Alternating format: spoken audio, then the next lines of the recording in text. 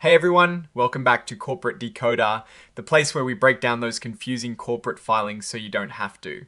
Today we're diving into a filing from SUNation Energy Inc. That's all about closing a chapter and perhaps simplifying things. So SUNation Energy Inc. has filed a report that talks about wrapping up certain obligations. What does that mean for the company and its shareholders?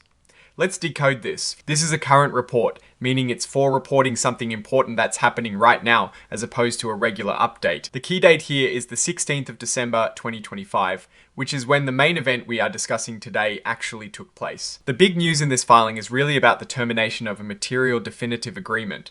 Think of a material agreement as a really important contract that significantly impacts a company. When one of these is terminated, it's a big deal. To understand this termination, we need a little background. Back in March 2022, SUNation Energy, which used to be known by a few different names, including Communications Systems Inc., or CSI, completed a big merger with Pineapple Energy. Essentially, a part of SUNation merged with Pineapple Energy, and Pineapple Energy became a fully owned part of SUNation. Now, here is where the terminated agreement comes into play. Before this merger actually happened, the company issued something called contingent value rights, or CVRs, to the shareholders of the old CSI company. What were these CVRs all about? They were like a promise to basically give the CVR holders a cut of any money that came from selling off old assets that belonged to CSI, or its old businesses like JDL and Accession.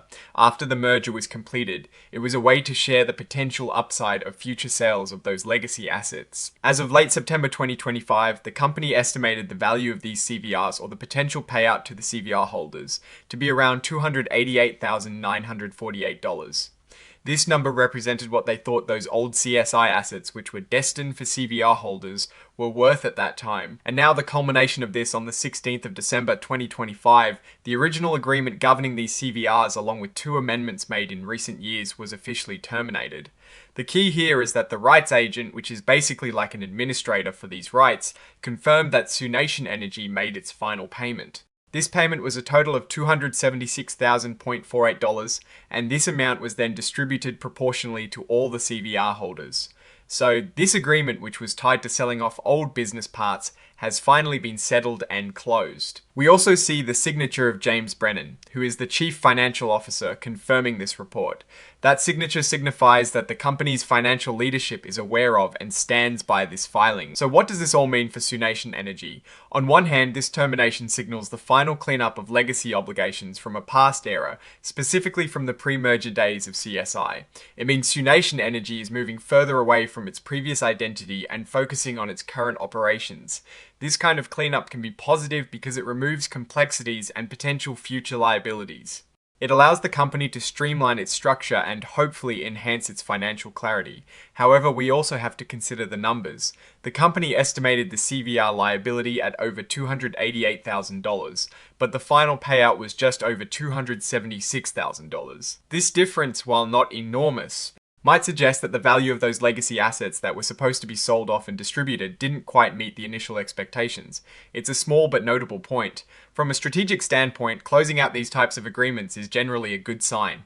It indicates management is actively working to resolve outstanding issues and tidy up the balance sheet. For investors, this means that the financial picture of SUNation Energy is becoming clearer, with fewer legacy entanglements. It frees up resources, both in terms of management attention and potential future cash flows, that can now be directed towards growing the current business, which is SUNation Energy's core focus.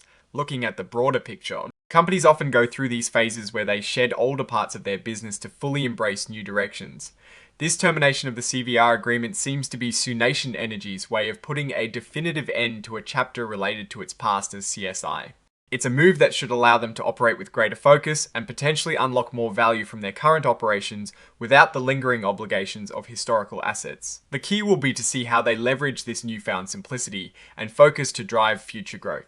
Alright, that is our breakdown of SUNation Energy's latest filing. What is your take on this cleanup of legacy obligations? Does it signal a stronger, more focused company for the future? Drop your thoughts in the comments below. If this analysis was valuable, hitting that like button really helps the channel, and subscribe for more deep dives into corporate finance. Don't forget to check out our Discord community linked in the description. Thanks for watching. See you next time.